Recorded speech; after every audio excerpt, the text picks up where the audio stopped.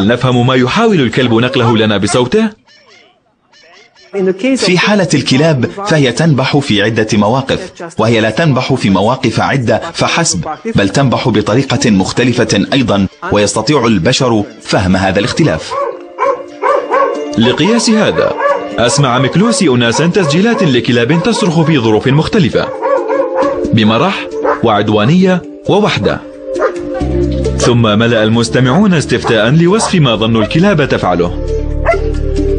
وجد ميكلوسي أن الناس كانوا دقيقين في ترجمة النباح.